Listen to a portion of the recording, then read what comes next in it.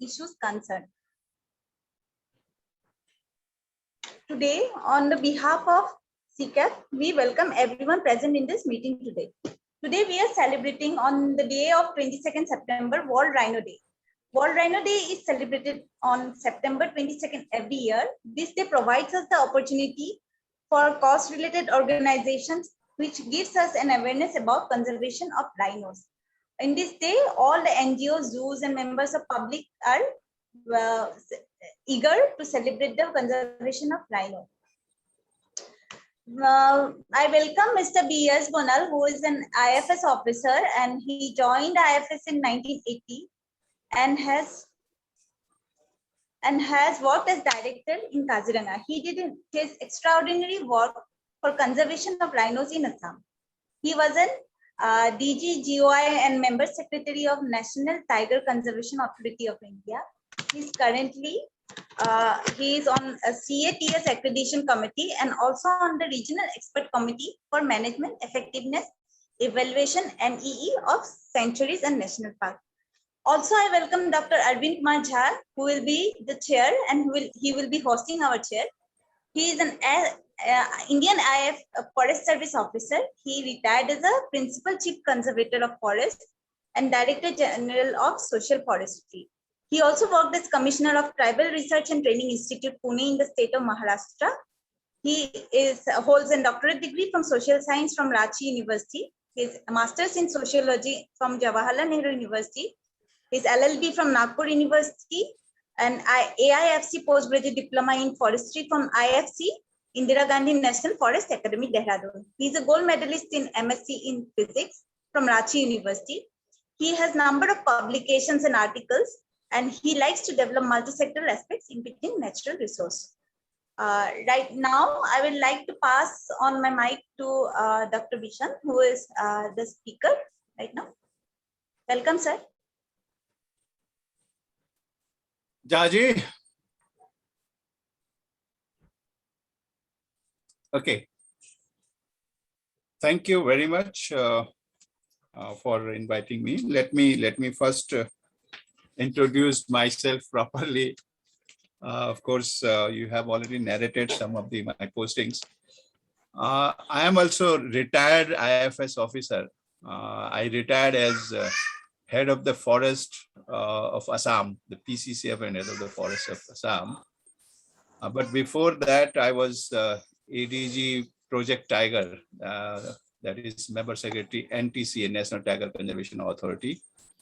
And before that, I was a member secretary Central Zoo Authority to look after, to oversee the management of zoos in the country. So basically, my cadre is Assam. So I feel, or rather, some of the participants are from Assam. I just overheard somebody talking on Assamese, and I just asked, he's from Bishnora Sarali.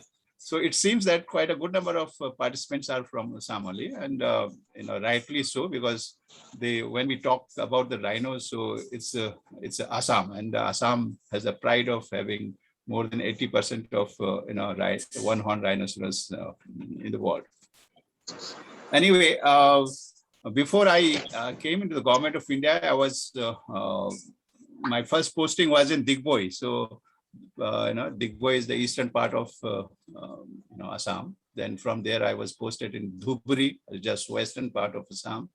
It was bordering to West Bengal, Bangladesh, and Meghalaya, and it was very tough posting, of course. So that was my forestry assignment. Then after that, I was posted in Manas National Park. So that is one of the World Heritage Site. It was in danger. Then later on, again, it recouped. So we are proud of that. And then later on, I was posted as DFO Kaziranga. Then on promotion, I was again posted there as a director. So almost for 9.5 years, I was in Kaziranga itself. And for about 3 years, I was Assam State Zoo Director. So if we see that out of total 37 years of my service period, about 24 years in Assam, all through in the wildlife, and then about 13 years in Government of India, including a small, brief period in the defense as a NDC alumni. Anyway, I extend my heartfelt thanks to Mr. A.K. Jha, who is also my batchmate, and he is really the man of dignity and man of all the knowledge in all the spheres. I know him right from the those probationary days. So we are nothing, but over the period, I felt myself that when we joined in the field, we did the work. At least we got some recognition. I owe it, especially in Kaziranga, because when I was posted there, as a DFO, it was very, very tough time. So along with Mr. Jha, my heartfelt thanks to all the members and executive members of CECAF. I was asked to share the experience working in Kaziranga or Manas in wildlife areas by Mr. Jha. So, if I just look back, I see the lot of difference, the time period when I was there as a DFO and director in Kaziranga, and today. That point of time, Kaziranga was simply a national park, and we did try to include as a biosphere reserve, and then as a World Heritage site, it was there, but seldom people knew. That Manas National Park is a World Heritage site. It was quite highlighted at that point of time. And when I joined as Kaziranga, I also did not know that till then that Kaziranga is also one of the heritage sites, because not much of activities were there. But when the work started, we get going. We could know the World Heritage Site, and accordingly it was highlighted and importance were made aware to the people also. And then apart from Biosphere Reserve, then it was included as one of the tiger reserve by the National Tiger Conservation Authority. And since then, I must say that since the day it was included as one of the tiger reserve, the main constraint of finance, because after all, the finance is the main factor to get the things done. During the period when I was there as a DFO and director, we had a very tough time because there was no adequate finance coming through. There was no adequate manpower in the field. There was no adequate anti-poaching camps in the Kaziranga. There was no, the infrastructures, proper infrastructures to accommodate our staff, the frontline staffs in the field, and leaving apart the vehicles and boats and all. So, as everybody knows now about the Kaziranga more than me, the annual flood which occurs, that really creates problem for the staffs. All the staffs who are posted inside the camps, they have to be evacuated and brought, bring them to the along the national highway so that they can perform their duties. And those areas are also not left inside the park. So the rations and other facilities has to be provided there. And during that point of time, the boat movement is the only way of communication. Earlier there was no wireless sets to the extent in East Camp, so therefore communication was also difficult. Anyway, so that is what I felt difference in conditions working in the Kaziranga on those days and today. Anyway, when we talk about the World Rhino Day, as everybody knows that it was established somewhere in 2010, so it's the 10th year now in 2021, and this year the theme of the theme of the World Rhino Day is the keep the five alive. Keep the five alive. It is because in the world there are five species of the rhinos, and almost all of them had been a very endangered in the endangered list of the red list of IUCN. The African black rhino, African white rhino, and then the Indian one-horn rhinoceros, Sumatran rhino, and Javan rhino. So all were in the list, endangered list, but over the period, I'm proud to say also that the Indian rhinoceros has been upgraded from endangered to vulnerable. And in fact, when this status was upgraded, I was, by the way, that time Director Kaziranga National Park, and we were not very keen to upgrade this because so long it was in the list of endangered, the attention was more, and then at least the fund flow and the other activities that is required we could do, not only from the state government and government of India, even from abroad also. There was a it used to be a tool for impressing upon them. But by the way, it fell on the category of vulnerable because of the number of rhinos that was counted during the census vis-a-vis area. And although in other protected area, other rhino bearing areas, the one-horn rhinoceros number was not that much, but since the number was quite good, it was increasing trend in Kaziranga. So therefore, as per the norms, as per the format, it was upgraded. Anyway, we feel proud of it. I have a slide, so I would like to just share it. Is it okay, Mr. Jaji? Can you hear me now? Yeah.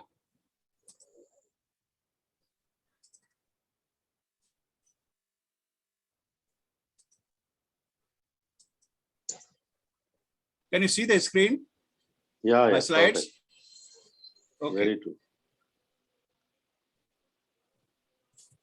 Okay, so if you see the norms of parameters of IUCN to get them in the endangered list, the minimum population deemed necessary to maintain 95% heterozygosity for 100 years in 250 individuals for each rhino species. So that means, even out of five, every five species has its own category. Like Indian rhino, as on today, it is definitely more than 3,450 precisely. Is upgraded as vulnerable, whereas the Sumatran rhino and Javan rhino is in a very critical stage, which was recorded in Assam and Tripura once upon a time, but it was sorry to say that there's no more in Assam and West Bengal scene. Yeah, they are just confined to now small areas, small pocket in Java and Sumatran. Whereas the black rhino, which was once upon a time quite a large number, so that still continues as an endangered species. You see, basically the reason of being very critical and endangered about all the five species of rhinos because of various threats and as listed, especially as a poaching and habitat degradation, climate change, international trade and trafficking of the body parts, and other risks like disease, inbreeding, depressions, and mass mortality. But out of that, poaching is really one of the major factors which causes the decline in the number of rhinos. not only in Kaziranga, not only in Assam, but throughout the world, all the rhino bearing sites. Therefore, I would like to little narrate about the poaching subject. So,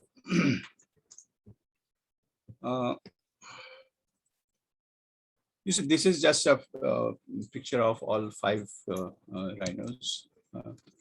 Now, the rhinos are poached because of the horn, and it is believed that it has a medicinal value in China and other Southeast Asian countries. Although it has been scientifically proved that it has no medicinal value, yet the belief is there, the superstition is there. So therefore, the rhinos are being killed, and it is being traded. In the history of rhino conservation, I think the 90s had been a black period for the rhino conservation throughout the world in all the rhino bearing areas, especially the black rhinos and white rhinos in African safaris, African protected areas. Black rhino, before 90s, the number used to be more than 70,000. So you can imagine now I think 2,500 is left. And the pressure is still continues, in South Africa, Botswana, and Zimbabwe. So apart from black rhino, the white rhino is also same, because ultimately the poachers, when they go for poaching in the protected areas, they don't see whether it is black rhino or white rhino. So even they don't see, they don't bother whether they are young juveniles having horn or not. So if it is seen, so they just shoot it and chop the horn and get away. Especially in African countries, I remember somewhere in 1996, I had been there in South Africa, the Kruger National Parks, and in Botswana and Zimbabwe, Hwange National Park. There, the area of protected area is more than 20,000 square kilometers. So therefore, they can always set aside a quite large area for the tourism. And and the rest of the areas are managed as a core exclusively for conservation of rhinos. And unfortunately, whenever the ministers or the lawmakers or higher authorities, they visit, they see that the tourism is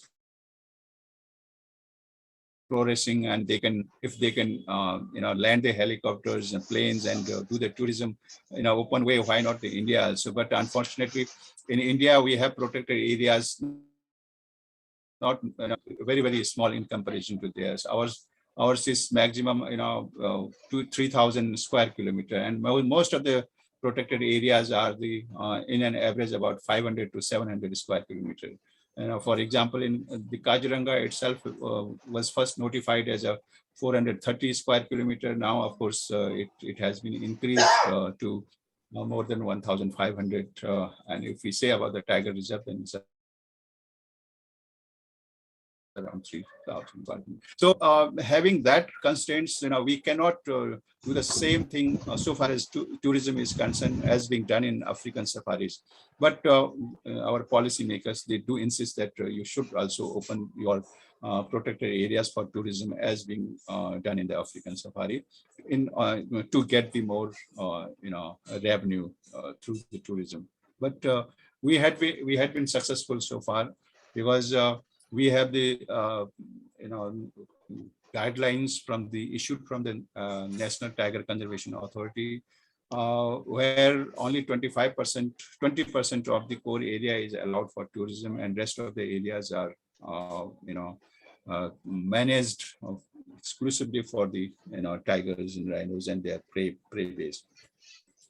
It was the 90s only. I remember when I visited those areas, especially Hwange National Park. The poaching was rampant. Every day there used to be, poaching about 100 to thousands number. And they did try number of, methodology, and dehorning was one. So they did dehorning on the wild rhinos. But I think it was not successful, because the horn is nothing but a keratin. It's a conglomeration of hair, and it grows like a nail in hair. So even if the rhino was dehorned, the horn developed, regrowth took place, and the poaching was never controlled. And at the same time, when the poacher, go into and they see the rhino from the distance, or they don't see whether it has the rhino horn or not, and it will that just depend on the size. So they don't bother. So therefore, it didn't really help so far as protection of rhino is concerned. So dehorning was not advocated. In fact, I remember when we conducted one Asian rhino specialist groups meeting in Kaziranga. So they advised us for the same, but we denied. And after all, it was not conducive for that. So, and the second thing was what they tried was IPA, the intensive patrolling area. So what they did was they captured the rhinos from one side where where the vulnerability is more. So they captured the rhinos from those areas and brought to the IPA area where the intensive patrolling used to be there. More camps were there, more staffs were there. So they tried to bring the rhinos to IPA, and somehow I think that was also not very successful. In any case, whatever measures you do, those are temporary. For short time, it gives effect, but for the longer time, a longer period, it is not. So this was the fate of African rhinos. So with the our greater one-horn Indian rhinos also. We had a very tough time in Kaziranga, Manas, Orang, Papitora. I remember in Kaziranga during the 90s, the poaching used to be their average from 8 to 40 numbers. And you see, the poachers used to get into the very sophisticated weapons, including AK-47 and even the silencer they used to use. Maximum 10% discount. 10%. I think somebody is talking. If they can mute. I think they have to be told to switch off their mic. Yeah. Is it okay? Yeah, it's fine now. I think the concerned person has to talk. But it's still Please all listeners to switch off your mic. Please. So, same thing, similarly in Manas National Park. I was there from 1987 to 90. And that was the beginning of civil unrest that, breasted by the Bodo extremists. And, when the area was normal, so we had a rhino census, and I remember we had more than 86 number of rhinos there. But, all the 86 rhinos were, posed and killed till the 2003. So only in 2003 when the civil unrest was a little calmed, and then Bodo BTC Bodo Tribal Council was established. Then the normalcy came. So because of that, the Manas National Park, which is one of the best World Heritage Site, was brought under the list of World Heritage Site in danger. And it was really a tough time for all of us, the government of Assam, the authorities of national parks, Manas Tiger Reserve, and government of India to convince the UNESCO to delist from the World Heritage Site in danger. And of course, I'm happy to say that ultimately we were successful in getting it delisted, and it has been now listed as normal as a World Heritage Site. And I think the credit goes to the, of course, the frontline staffs, the officers, and various organizations who helped the government of Assam, especially the WWF, WTI, and RNEC, and many more NGOs. And through the IRB 2020, we got those things recovered. I'll touch a little later on the topic of introduction. And similar with the Pavitra and Orang, of course. Now this was the fate in India. So similar was in Nepal also. In Nepal, Chitwan National Park was one of the, that is also one of the World Heritage Site. It had a very good number of rhinos, but really they had a very tough time. Every day they used to be poaching. So the government of Nepal deployed the army, and army took over for anti-poaching works and protection of Chitwan National Park. Anyway, over the period, the population bit improved, and they did translocated some of the rhinos in Bardia. So they have a small area in Bardia National Park further west. They introduced about 62 number of rhinos there from Chitwan, and in one of the translocation project, I was also there, and along with me, Mr. Boro, range officer, Kaziranga, and Talukdar. So we three went there in that reintroduction program in Nepal, and out of 62 rhinos, later on, I came to know that all 62 rhinos were, poached and killed from the Bardia National Park also. Of course, now again it has been reestablished. I think more than 24 number of rhinos are there. But that was the fate of the rhinoceros throughout the world, throughout the rhino-bearing areas. But I can realize, the movement of frontline staffs, including the officers, the anti-poaching work, the policing work, and the tension, the stress level of staffs were quite high, because every day you hear the gun sound, every day you hear the encounters, they were poaching. And then, in addition to that, our media was also not very, in favor of the management. So therefore, concoctedly or whatever ways they used to highlight in negative way.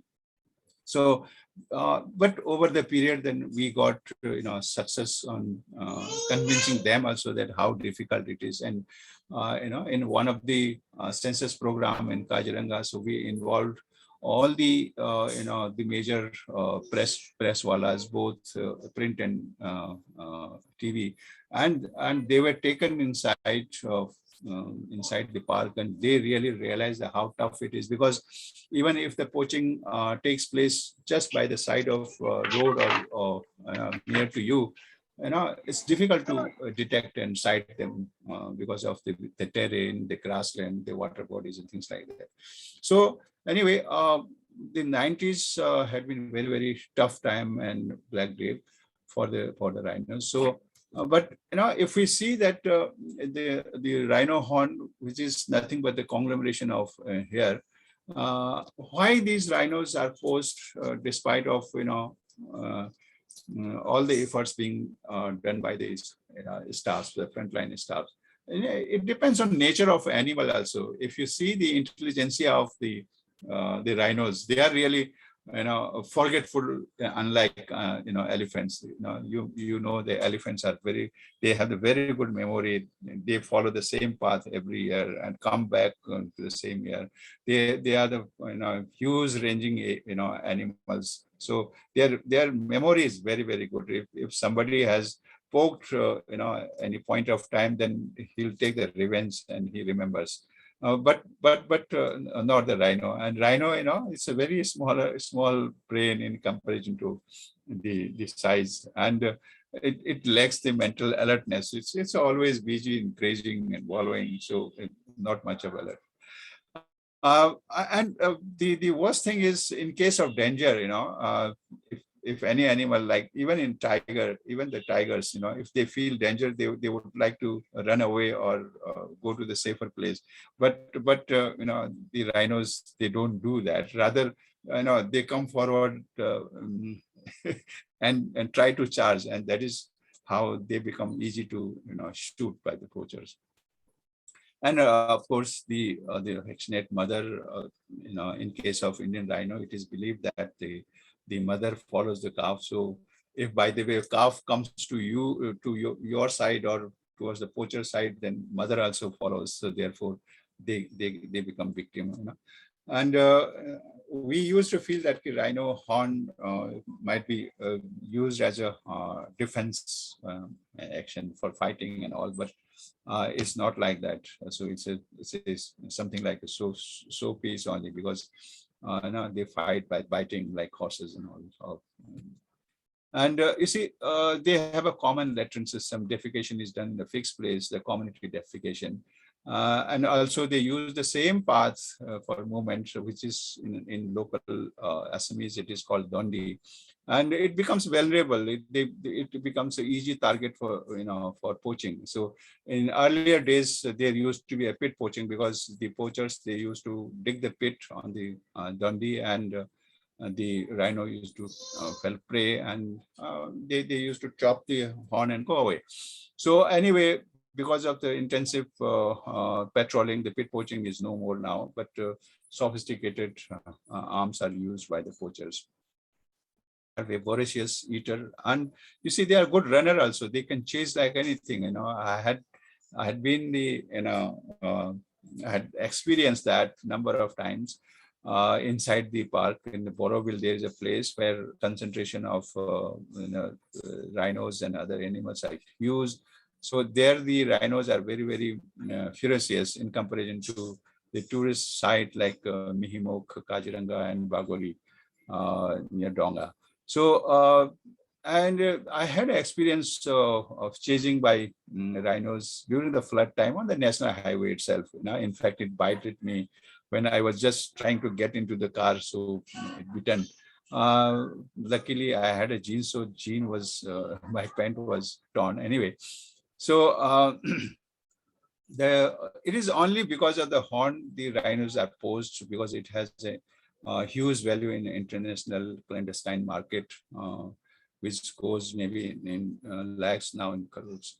So if you see the character of rhinos, they have a good sense of romance. Of course, they have a foreplay, maybe more than an hour, and even the mating, the period is I think more than 1.5 hours. You see that because of this reason, I think there is a belief that it has a very good character for aphrodisiac one. So in Southeast Asian country and even in Gulf countries, these rhino horns are in great demand. So it is because of these characters of the rhinos, they become easy target for poaching. If you now we would like to cover the greater one-horn rhinoceros, the found in Asian countries. So as on today, the population in Kaziranga, it is 2,980. It's a quite huge, and global population is 3,745 precisely as on 2021. And but they are confined to only few areas, whereas in past it used to found right from the Afghanistan, Pakistan to the eastern part along the Himalayas. But now it was confined to Assam only, especially in Kaziranga. But later on, it was reintroduced in other areas. So therefore, as on today, there are quite a good number of rhino-bearing areas in the country, like Dudua, Gurumara, in West Bengal, Pabitora, Orang, Jaldapara is again another good rhino-bearing areas. And in Nepal, apart from Chitwan, the Bardia, Suklaphanta, and Parsa. So these are the rhino bearing areas in the Asian countries. I think if we have this much of rhino population in Assam, or for that matter in India, I think the credit goes to the officers and frontline staffs who had been discharging their duties despite of all the odds, despite of not having that much of facilities. The infrastructures were not conducive, yet they had been doing their good job. So we tried to give welfare to the staffs. I remember, one, instances when Kaziranga got the award, best managed tiger area and best managed park during exigency in 1998 during the flood time. So 2 consecutive years we were awarded with 2 lakhs of rupees. And so with that 4 lakhs of rupees, we started a small society called Kaziranga National Park Staff Welfare Society. And through that, we tried to give some solace or facilities for the staff, especially to the casual laborers who are not getting the incentives properly, especially the ration facilities, the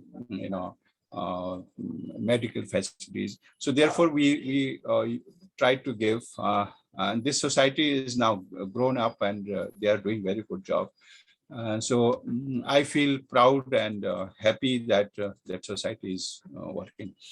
There are a number of incidents and accidents where the staffs had lost their life, even they got injured to the extent grievous injury. So some of the staff, especially Nasuruddin Ahmad and Khan, the game watchers, I remember their names, and there are a number of staffs who got injuries, and they were of course supported by the government, and still the effort is there. Now, if we see the reintroduction part, the first reintroduction was done in Dudhwa National Park, taking the rhinos from Kaziranga, despite of resistance by the ASU, the All Assam Students Union. But somehow they were convinced, and it was translocated. And I think that is the positive history for further carrying out the reintroduction program in different areas. So Dudhwa National Park, as on today, I think more than 33 number of rhinos are there. In 84, 6 rhinos were taken. Of course, there had been a casualty. It was transferred through by airlifting, and later on some rhinos were brought from Nepal to maintain the heterozygosity. So in 2018, again, I was one of part of this program. A second breeding center, second wild rhino center was created. And from the Dudhwa National Park itself, from the first phase site, 4 rhinos were translocated, 3 females and male. And I'm happy to say that out of all 3 females, they gave birth. And today, I think in that particular second phase site, more than 7 number of rhinos are there. Similarly, in Balmiki Tiger Reserve, also the effort is being made. So I'll just narrate. So far as reintroduction in Dudhwa is concerned, I think it was very, very successful reintroduction, and I should not take much time because after all, very less time is there. So far as reintroduction of rhinos in Assam is concerned, the credit goes to the project called IRV 2020 that the Rhino Vision 2020, of course, the 2020 is already over. It started from 2005. The notification by the government of Assam was issued, and they constituted a task force for rhino reintroduction in Assam. So this project is for for the state of Assam only. And 2007, by the way, that point of time, I was there as a CCF, and we did plan with the help of WWF India and WWF International and Aranek and all. And we did plan for how to go ahead. And 2008, we were successful in reintroducing 4 rhinos from Pabitra to Kaziranga. So that was training come translocation. In fact, we had, of course, experts from Nepal, South Africa, and all. And ultimately, when education part came, so we did ourselves with the help of our own staffs and all. So we can very well say that now we are very, very well versed so far as reintroduction is concerned. So within the country, the target for this project was to bring the rhino population about 3,000 in 6 different sites apart from the Kaziranga and all, because Kaziranga is something like a basket full of eggs. If, by the way, something happens, something goes wrong, then everything will be wiped away. So therefore, we have to have a small population in other areas too. And with that objective, the Manas was repopulated, reintroduced, and it's very successful now from Pabitra. And now next program is for Burachapuri Laukwa. So Burachapuri Laukwa also, it had more than 80 number of rhinos, but during the civil unrest of ASU agitation, so all the rhinos were posted during that time, somewhere in the 80s. So now I think only stray rhinos from Kaziranga and Orang is found. So therefore, it's the right place and right time to reintroduce the rhinos in Burachapuri Laukwa Wildlife Sanctuary. So this was some photographs of the rhino reintroduction in Manas. In the first batch, it was brought from the Pabitra and later on from Kaziranga too. And as on today, in Manas, we have 48 rhinos. The target was to reintroduce 20 rhinos from Pabitra and Kaziranga. But in the meantime, we had in rescue center in Panbari, Kaziranga, as you know that during flood time and with various regions, the rhinos are rescued. So those young ones and which were there in rescue centers, they were also released back to the Manas, and they are also doing well. So as on today in Manas, we have 48 rhinos. And it is in increasing trend. Now, this is in the process. The government of Bihar also now thinking of introducing the rhinos in Valmiki Tiger Reserve. They have already formed the task force for introduction in Bihar. And by the way, I am also one of the members there. And in fact, I was chair for a task force for assessment, both habitat assessment and the security assessment, and that is in the process. And I'm sure that will also have the light of the day as we had the Rhino Vision 2020 for Assam. And to this effect, when we talk of reintroduction, we cannot forget about the conservation breeding program being taken by the Central Zoo Authority for the various endangered species. And for rhino, we have identified Assam State Zoo as a coordinating zoo where the breeding is taking place, and participatory zoo is Patna. So Patna Zoo is one where the quite a good number of rhinos has been bred and good population over there. So maybe that to start with, the rhinos from captivity from Patna Zoo will be introduced in Valmiki Tiger Reserve. Anyway, it's a long way to go.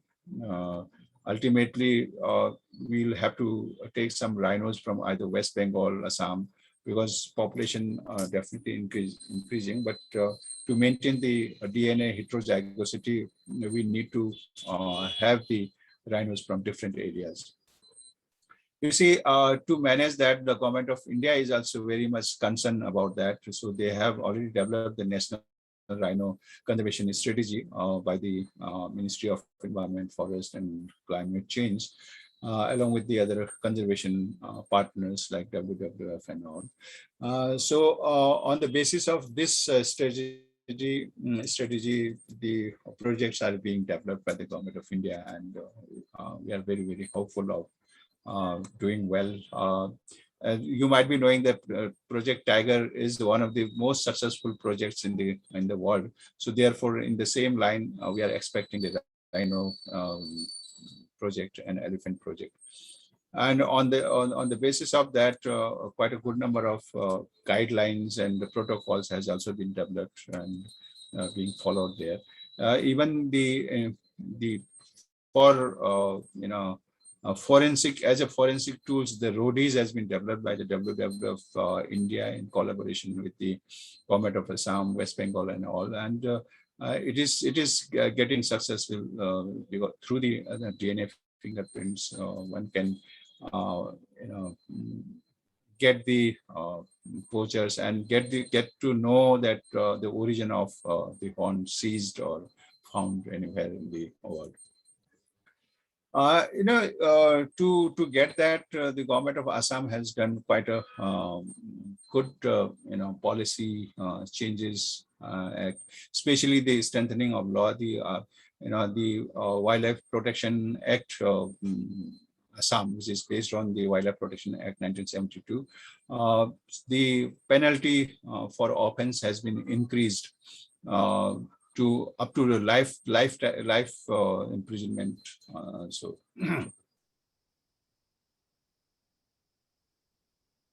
to life imprisonment. So this is exception in Assam, and nowhere in other states this has been done. So similarly, I as a member secretary NTCA, I did visit the most of the tiger reserves in the country, east, west, north, south, and northeast, and I find all has their own characters, own.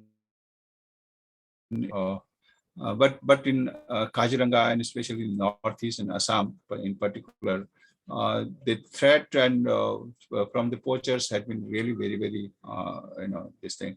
Without the arms, it was difficult to do the patrolling and all. There was always an encounter, always a risk of life from the poachers. So therefore, even though the staffs are using firearms, but they were, through the notification, they were given immunity. So this is again a special to Assam, and this has been circulated to all the states in the country and requested to do so just to save our own staffs for self-defense. And coordination amongst the various departments, especially police and civil, so it's very, very important. It is needed.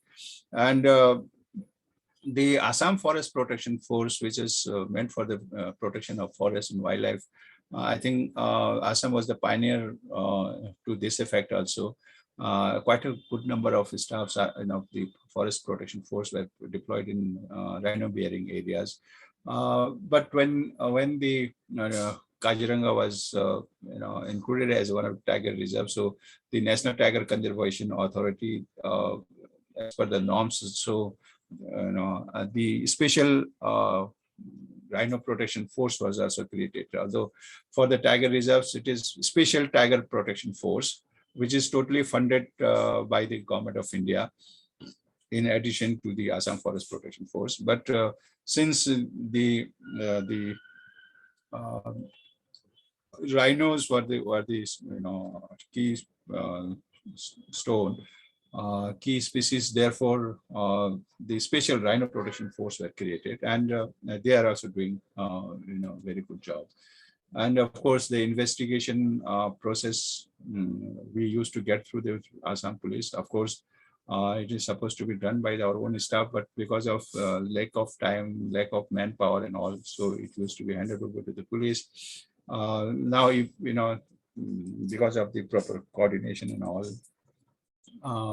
the things are getting a better shape. In fact, from the Government of India, also WCCB, that Wildlife Crime Control Bureau, is also there to help the state government for getting all those things checked. And the special thing is there are transboundary areas, the landscape, especially the Manas National Park, Tiger Reserve in India, and Royal Bhutan Manas National Park in Bhutan, where the animals, they do not know the political boundaries, so therefore we have a good coordination. It will be difficult to conserve those areas. So therefore we have a very good coordination with the Bhutan through the various programs. Even the present program going on as a TRAMCA by the WWF. And in UP, there is a Katania Ghat, which is bordering to the Nepal's Bhatia National Park. So the coordination with the two nations is required and which is done. And especially the technology has been also being used. Earlier during my period, these things were not there, not the GPS, not the GIS and all. But now even the drones are used for detecting the poachers, and the special electronic eye for surveillance. This was funded by the Government of India and NTC. And by the way, I can boost that because I was also part to it. A lot of animals are rescued and they are to be rehabilitated. I think it's quite a. We have a less time. I think it is. Jaji, time hai?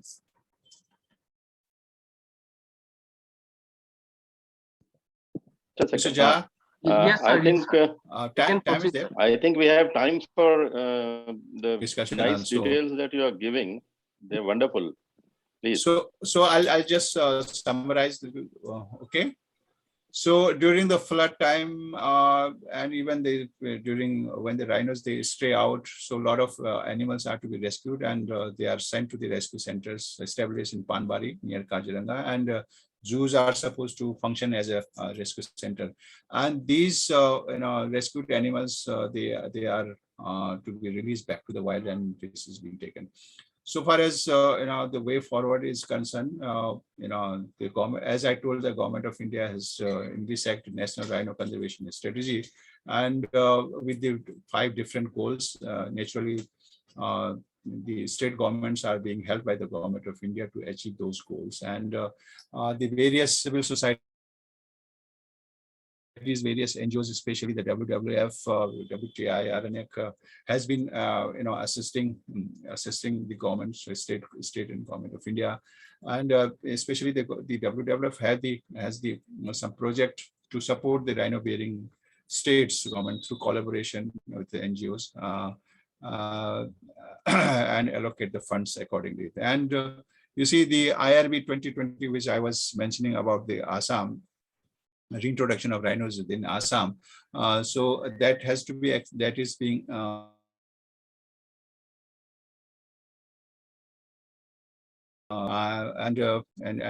reintroduce the rhinos in Pura Chapri Lapa. So I'm very, very hopeful and positive about that. And apart from the Assam, now they are partnering with the UP and Bihar, as I mentioned, Tiger Reserve. And these NGOs are really very helpful. Earlier the forest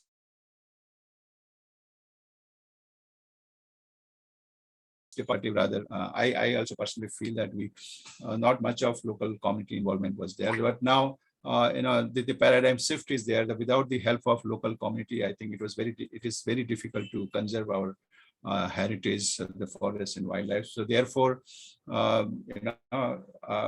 department alone cannot do. It's very difficult to achieve. So therefore, these NGOs are very, very, very helpful for bringing the local community for conservation purpose. Then again, they promote the modern technology like M-stripes, roadies, like those technologies to bring. So thank you very much. It was just nutshell, but I thought that I should share one of the encounter which took place within the Kaziranga National Park. Generally, people feel that how sensitive the staffs are. I can say that in Kaziranga, the staffs, they feel at home when they are there in this thing, and they discharge their duties from inside their core, from the heart. In one of the instances when the staffs wanted to come out to the range office to get their ration, only 3 staffs were there. 1 staff was left in camp and 2 were coming to the range office. But while coming to footprints of the human being, and they could understand that definitely these prints are not of staff, so therefore definitely poachers might have got in. And they immediately conveyed the message to range office that we are not coming for ration to the range office, rather we are following the footprints, and they kept on following. So they followed from 8 o'clock morning till 1:30, and in one of the grassland, they found the and they challenged, our staffs challenged to surrender, but those staffs, those poachers were well equipped, already cocked rifles, and they just fired back to the staff and they ran away. But luckily our staff were not hit, and they also took position on the side of the tree trunk, and they also fired. So then they informed to the staff, the range office, for further support. And in that process, both the poachers got killed. That point of time, our staffs, they were narrating, you see, the bullets were piercing from the side of air, and they could realize, because they were piercing the leaf of the the elephant grasses. They could realize that that life thing. You see, that is the commitment of the staff. Otherwise, if they found the footprint of human being, they would have gone for a ration. They have to the range headquarters. But instead of doing that, they followed and got the encounter successful. So such type of things had been happening there, and kudos to those frontline staff. So I would really extend my heartfelt thanks to those staff. During my period, tenure as a DFO and director, they really helped me. And all the officers, before me also, they had done a very good job. And even after me also, still the moral and the activities still continues there in Kaziranga, and so to say in all the rhino bearing areas. So thank you very much for listening me, bearing me. I don't know how much effective it might have been. Some of the photographs are there. I would just like to say, as I was telling that in Indian rhinos, the mother follows the calf, whereas in African rhinos, the calf follows the mother. So one has to be a little cautious when they visit in rhino bearing areas. If the calf is approaching you, please don't be. You have to be careful. And you see, these are the footages, which the photographs, photographers, whenever they visit, they feel that they should get these, but it's a very rare footage. And these are the rhino, these are the highlands. I think from 1988, when the Rajiv Gandhi ji was a prime minister, high flood was there. So he had a air survey, and he advised that food materials should be thrown there, and highlands were constructed. And since then, quite a large number of highlands have been constructed. Even during my time, with the help of Indian military, the army, we constructed quite a large number of highlands, and those highlands are the only shelter for the all the animals, not only rhino, for taking shelter during the flood time. With this, thank you very much. If any questions are there, I'm there to reply. Thank you. Over to Jaji. Yeah, let the organizers please now organize the question answer session, please. Thank you, Mr. Bonal. for such an incredible and informative talk, as well as the presentation, which was very, very informative. We are really honored to be present and be a part of such an informative talk from your part. Many real scenarios which were otherwise not noteworthy to us came into light, and the entire talk gave us the ground truth of the scenarios of the state forest and the species. Hopefully everyone present in the lecture here learned a lot. Now I'd like to welcome everyone for the question and answer session, which will be followed by remarks by our honorary session chair, Dr. Arvind Kumar Jha.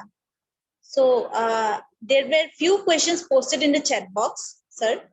The first question was from Sanjay Kumar Tati. Sir, he asked, what is scientific utility of rhino's horn? As we have heard that the value of it is very high in the international market, as it has high value in the international market, why the government of Assam today has destroyed rhino's horn in stock, in spite of sending or selling in the market? You see, earlier, the rhino horns which are recovered from the forest, from the natural death, and even seized one, we used to sell it. But the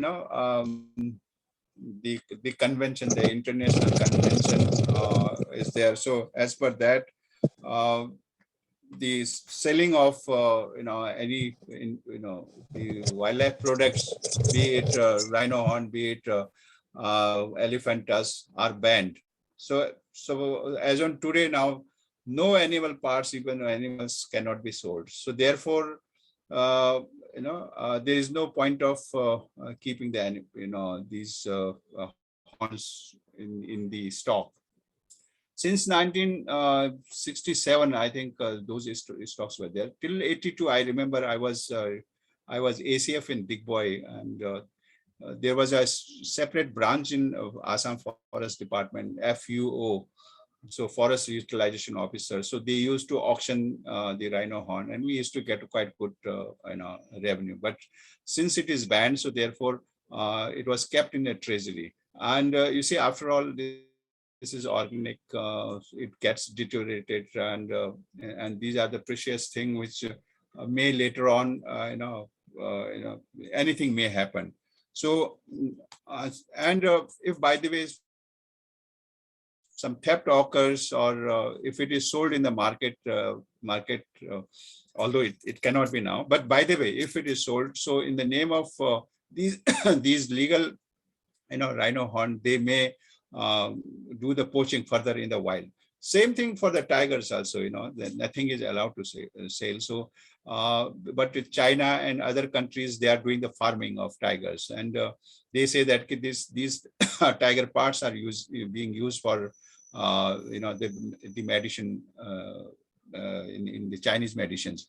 But the report says that the quality of the wild tiger bone and the captive one is vast difference. So therefore they prefer from the wild. So, but in the name of farm tigers, so they get the tigers poached from the wild. So same thing will happen in for the rhino horn. So in fact, this was the international convention. In fact, the government of India, rather Assam, has been late for destroying or burning the rhino horns. In fact, African countries, they have burned long back and is still continuing.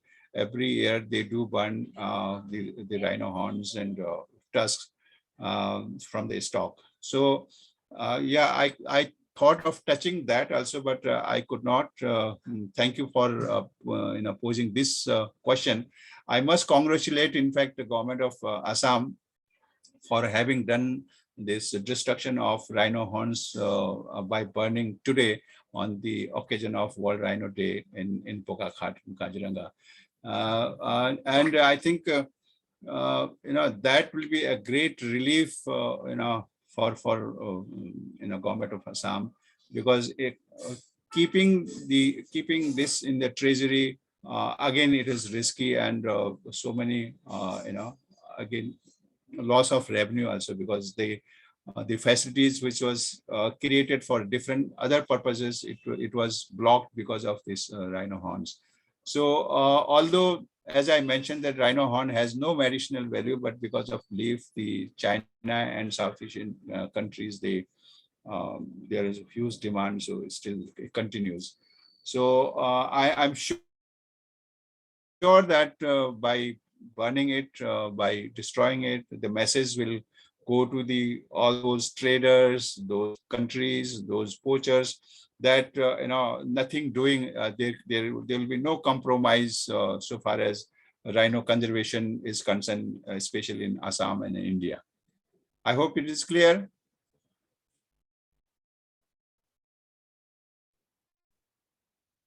Yes, sir. Sir, another question came from Dr. Vijay Krishna Chetia. He asked that, is there any scientific study carried out regarding impacts of climate change on rhino habitats of Assam?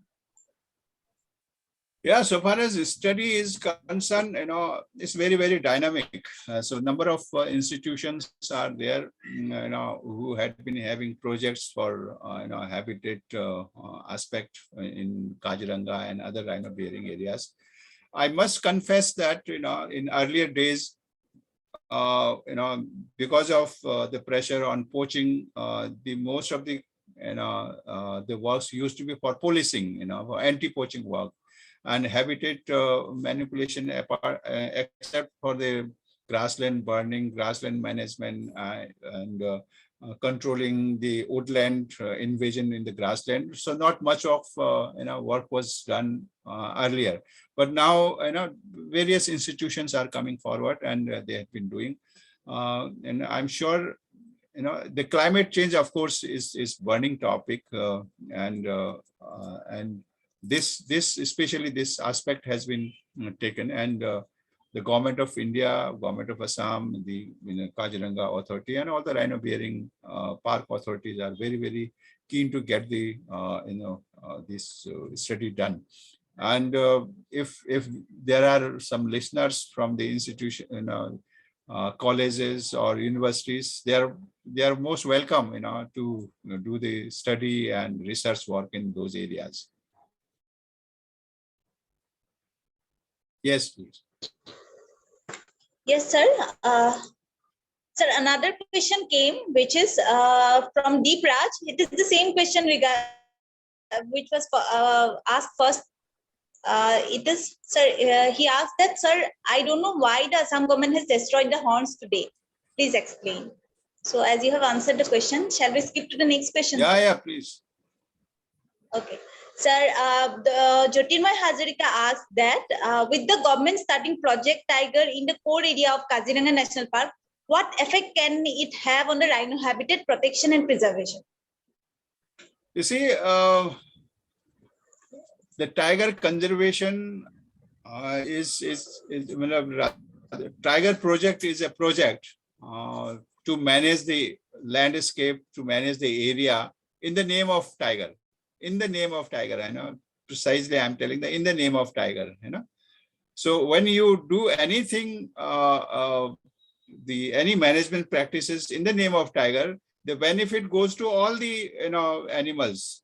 After all, in the food pyramid, the tiger is in the apex. So anything done for the tiger's conservation means all the management practices are done for all the other species. Now, rhino is also part of that same ecosystem. So, yeah, in the beginning, when Kaziranga was declared as a tiger reserve, people were apprehensive that now the rhino will not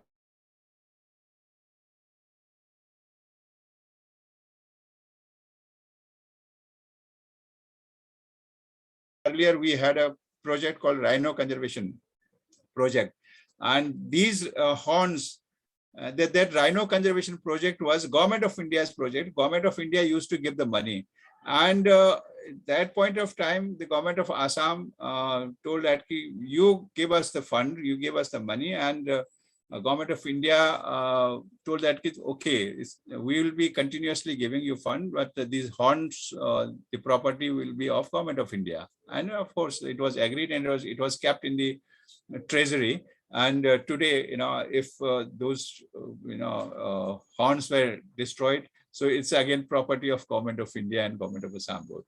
So anyway, so the project Rhino project. By the way, later on somebody had somebody given a thought to the chief minister, and he told that you kindly give that scheme, transfer that scheme to the state.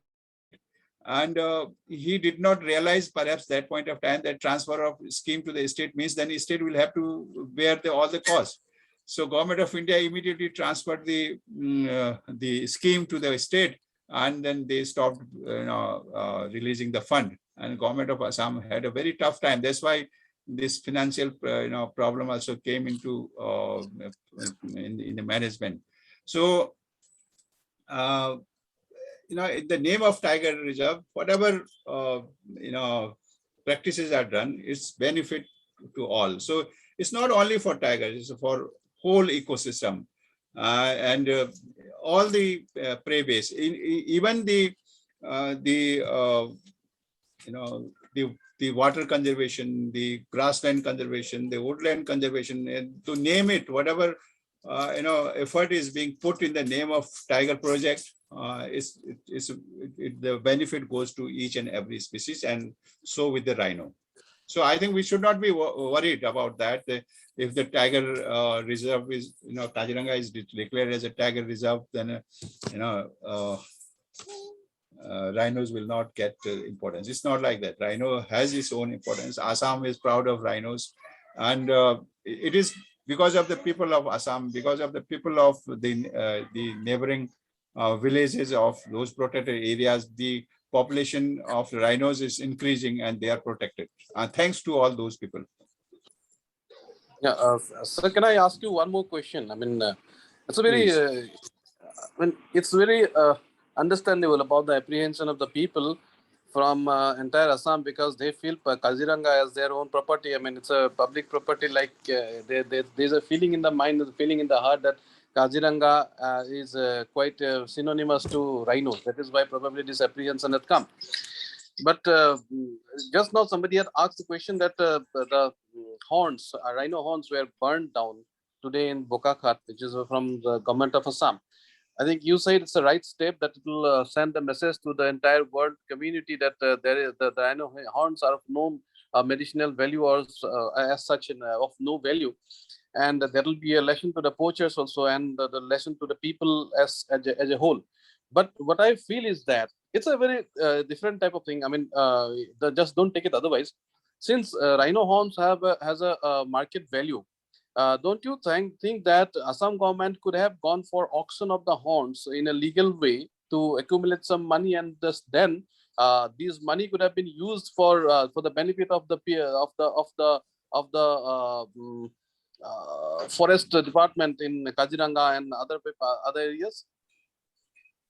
No, you see, it's the same thing which I've already answered. So it's with the international convention, so that no body parts of animals, wild animals, even they live or whole body, it cannot be sold. And once it is banned, then where you sell it? Okay, even if you sell it clandestinely, that is how the clandestine, clandestinely it is sold. If you sell it legally, then internationally it will have to be allowed to sell it. And if at all we really want to conserve and preserve all these endangered species, and this is the only way, that nothing should be allowed. And because of that, India is also a signatory of convention, so we have to follow.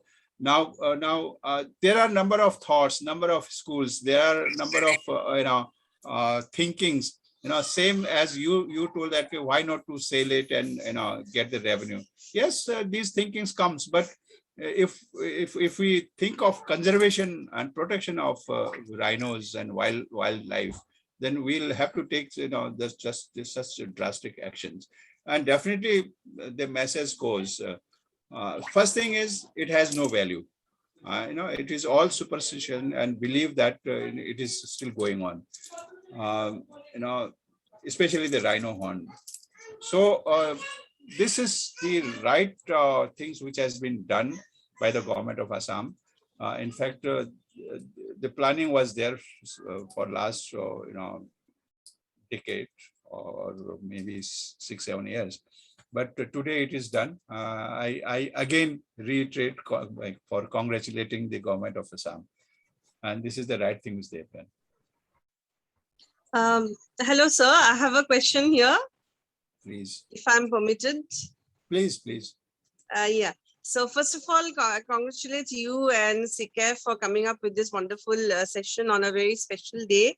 And today, especially being an Assamese, I'm really proud that the Assam government has set a really good example, because it's a matter of honesty and integrity and of principles that we be the change that we want the world to it's looking at. We are setting a kind of example that we will not tolerate this kind of beliefs of superstitions that rhino horns can cure some sickness and all. So kind of example has been set. We're very proud of it, and it was wonderful listening to you. But there's one thing in my mind, like there is so much of construction activity which is going on, which is again our Assamese brothers who are coming up with such projects, resorts and all those things, which is giving them commercial maybe independence, but is it not harming the environment, the habitat of the rhinos? Does the government have some kind of restriction, some convention regarding that as well?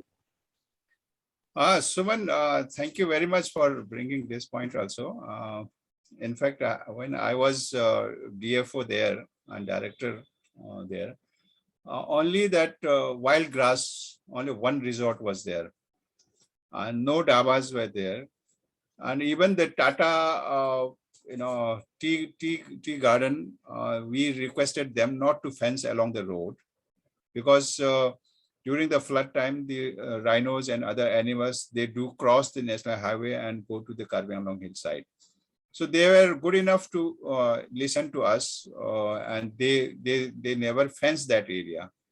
Even within the tea garden area, they had a small patch of woodland, which they wanted to convert for the tea planting, and we requested not to do, because the rhinos and other animals used to take shelter during the flood time, and they agreed to that also, and they kept that small patch. So but over the period, I saw that that patch is also gone. Even along the national highway, the fencing is done. Unfortunate thing is, even the Kaziranga hillside, which used to be a very good bamboo forest and the very thick forest area. I had been to those areas. All were devastated and converted as a tea garden there, and along with that mining and all. So it's a really difficult to control because of the jurisdiction. Now, question of resorts. You see, we had been trying to restrict that. We have been trying to control that. But by the way, it's a question of jurisdiction. Now, the Kaziranga authority, at that point of time, I'm talking, they could report to the DC, request them not to allow, because after all, when they do construction, they will have to take the permission for construction all. So we used to say that, please don't allow the construction of hotels or resorts and things like that. But you see, as you know, the present the people's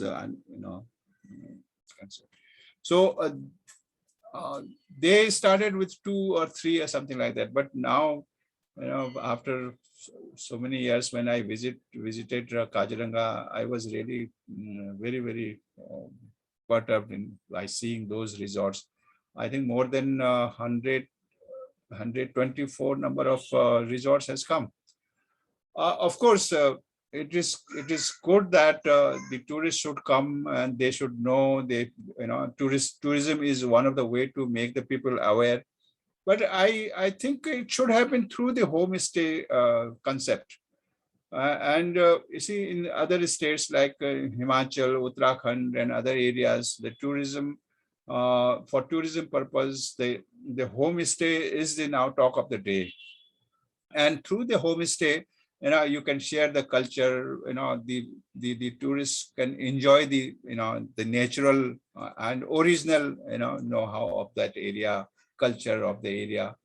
But unfortunately, that was not done in Assam, not only in Kaziranga, even in all. So I think because the lot of money people are there who could spend the money and construct the resorts. But yes, I do feel still those resorts which did not take the permission, without taking permission, they have constructed, the civil authorities, they should take the action, stern action to dismantle that. And without the no objection from the Kaziranga authority, I think they should not. And you might be knowing now there is a eco-sensitive zone concept for which the Supreme Court, Honorable Supreme Court, has given a verdict that every national parks and wildlife sanctuary should have the eco-sensitive zone where the construction of such resorts and all, any development work will be regulated, not restricted or banned, but it will be regulated. It's a good thing, except for mining. Mining is totally banned, but rest other development works will be allowed with the restriction or with the rational findings.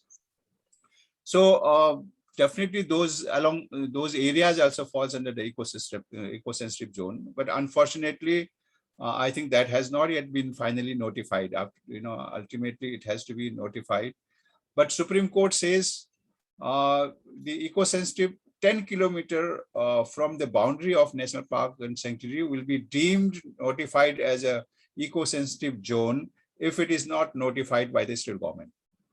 So so far as Kaziranga is concerned, latest one, I don't know whether it has been notified, but I know that there was a proposal submitted by the government of Assam to government of India. If it is notified, then yes, then in that case, for the future, if any resorts or such activities are taken, so they will have to take the no objection and permission from the Kaziranga Park Authority also. Thank you, sir. Thank you so much. Yes. Okay, thank you.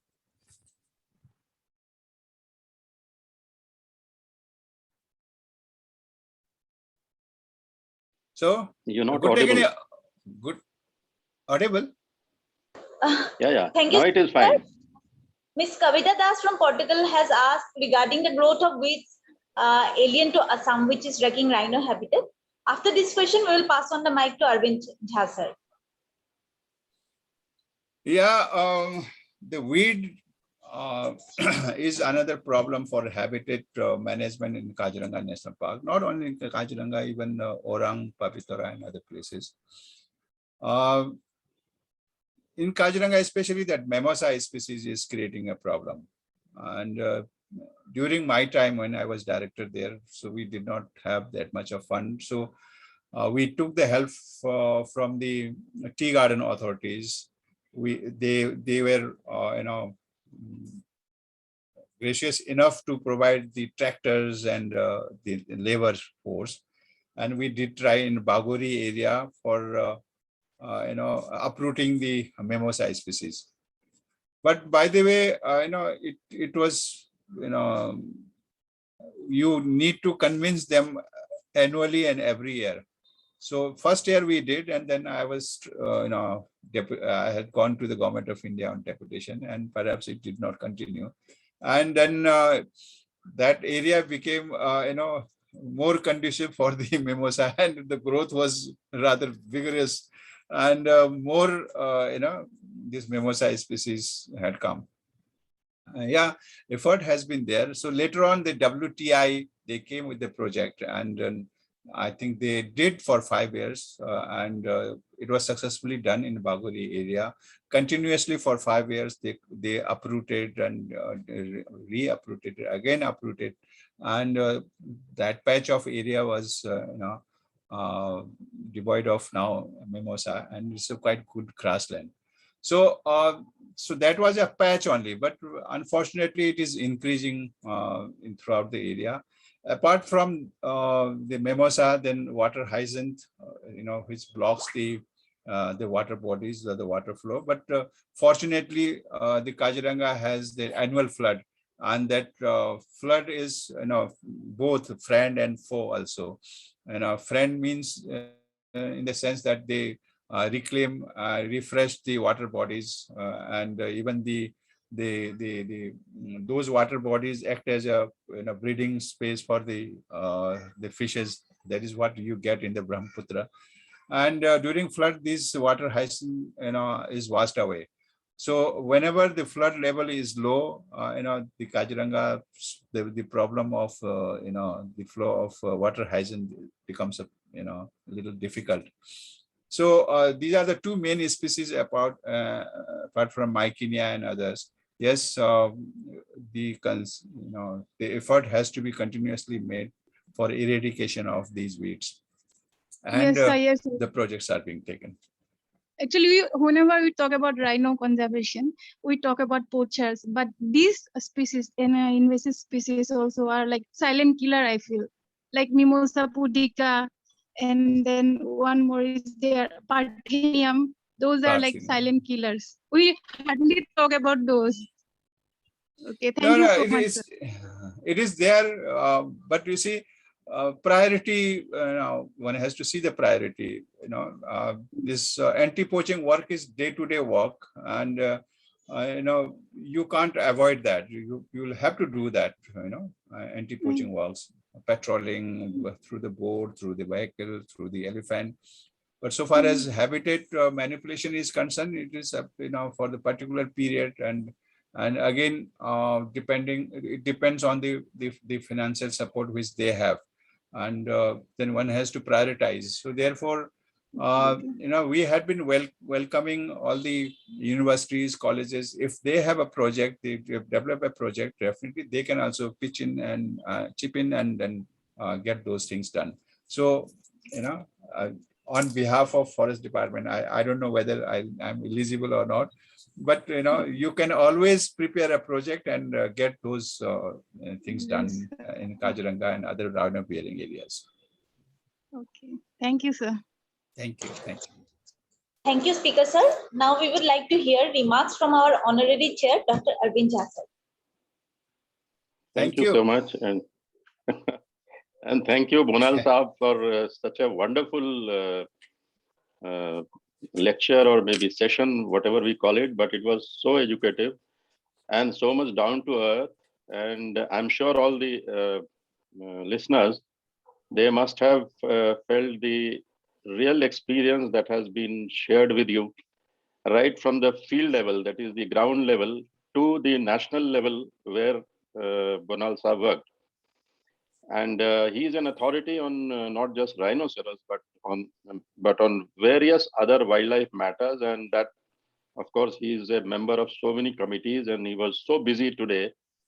Although we are batchmates, but yes, it was difficult for him to take out some time for this program.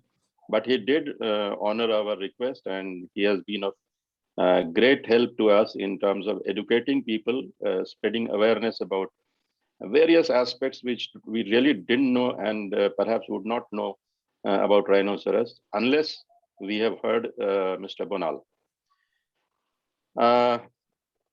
He is a man of various talents, I must say. He's also a good singer. I wouldn't have. Come on. Yes. Yeah. And he is one of the thought leaders who was awarded by Mr. Jairam Ramesh as minister in the field of wildlife conservation. And he has also written many articles, etc., and a wonderful guideline when he was CZA member secretary on the utilization of volunteers in zoo management. That's one of his great contributions. And I'm sure since many of us are now not in the government, many of us are volunteers, you must go to the website, take out that book and see how we can contribute to the conservation movement in our country. That's a wonderful book. That's a wonderful document. Now, shifting to rhinoceros, and especially the part I would like to touch, and that was being talked by many people regarding the burning of the tiger, the rhino horns. You see, once something goes into the market, it starts getting traded. And that too, where you already have an experience of being used it in various forms. In some medicine, for example, although it's not correctly interpreted, but whatever be the reason, the point is once it goes to the market through sale, it will start getting traded. One. Second thing, from legal point of view, the Wildlife Act of India also, it does not allow trade of wild animal parts. And this is one of the wild animals properly recorded in the schedules of Wildlife Act. Third thing, let me go to the international level. That is the convention that Bonal Sahab was talking about, and that is the Convention on International Trade in Endangered Species of Fauna and Flora. It's a long name. In short, we call it CITES. And the CITES talks of 3 appendices. The first appendix is containing the list of all the wildlife, which is all over the world treated as endangered. And so no trade, no export of any wildlife article under which is falling under Appendix 1 is allowed. So internationally also you can't really trade it. The second appendix talks of plant parts, etc., etc. And the third appendix of the CITES, it says that a particular country can put its own species in that list and request the whole world to save that through trade regulations. Now, our rhino falls in Appendix 1, and therefore no export is allowed. And let me also tell you that trade defined in CITES is very interesting.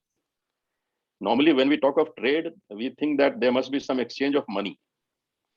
But any trans-boundary movement of a wildlife part is considered as a trade under CITES. That is how the trade is defined there. So therefore, no export, no import, no local trade, nothing. So there is not a possibility of legal trade if you sell it out. And in case somebody buys it from you with a certificate that, yes, I bought it legally, then another chain of illicit trade in the duplicate material starts. You see, if you go to Mumbai and go behind the Taj Hotel, you will find number of people sitting there and they will try to sell tiger claws to you, saying that they are genuine, but they are made of animal horns. So a huge trade of fake material also flourishes because of this. And within that fake materials trade, this genuine material also starts getting mixed. And therefore, once it goes to the market, to the public, there is always a possibility of huge trade and huge pressure on the resource base itself, that is in our Kaziranga, or that is inside the forest, in the form of tigers, in the form of rhinos, in the form of antlers of our deer. And that's why I believe it's a wonderful step taken by the Assam government that they have destroyed today, burnt rather, more than about 2,500 horns. So that stops the basic source of any trade, legal, illegal, or spurious material. And that gives also a message to the whole world that please dispel myths and discourage poaching. So that's how it is totally justified. And I'm totally with Bonal Sahab, who really explained this in a very interesting way, connecting it to the tiger trade also and the China farming, China having started farming of tigers, etc., etc. So with that, I'm sure the listeners must have enjoyed the session. And let me also say, tell this, that at the global level, the people who are caught poaching or engaged in poaching of rhino, they are primarily in 3 countries: Vietnam, India, and South Africa. So that also, the negative thing that we have in our country, that will also go off if we discourage poaching through various methods, and burning of the horns was one of those strategies. So with this, but fortunately, I must tell you that with the kind of people we have in the national parks and sanctuaries, the kind of people who have so much of dedication, and they work with dedication right from Mr. Bonal's time to even today in Kaziranga, I must tell you. When I went to Kaziranga about 3 years back, and I saw that society's office, which was selling few items, I just asked as to that was, because that was a brilliant idea. I said, who started this? And they immediately said, Mr. Bonal. So Bonal साहब का अभी भी वहाँ पे छाप है और रहेगा till the time we have rhinos in Kaziranga. And we must thank all our staff dedicated, who are brave and who face the enemy's bullets, enemies that too, enemies within our house, in fact, so to say, and then save the rhinos. And because of that, the populations have grown globally, and there has been a good relationship between the government, the cause-related organizations, the zoo managers, the NGOs. All that has happened quite well in terms of the rhino conservation. And I think India should be proud of it, and especially Assam should be proud of it for having such a important species and thriving and kicking and improving. Thank you. Thank you, Jaji, for nice words for me. Thank you. No, you deserve it, actually. আকৌ আপোনালোকৰ শুনি ভাল লাগিল, বোধ কৰো গোটেই যিমান লিসনাৰ আছে সবে অসম প্ৰায় আছে নেকি। মই অসমত যোৱা বহুত বছৰ হৈ গ'ল, তথাপি ইমান ভাল লাগে। মই ইমান চেনেল সব অসমীয়া চেনেল চাওঁ। Anyway, thank you very much for listening me. Thank you. Yeah, that was a cherry on the pudding, I must tell you. Great. Thank you, Bonal sir. Thank you, Jha sir.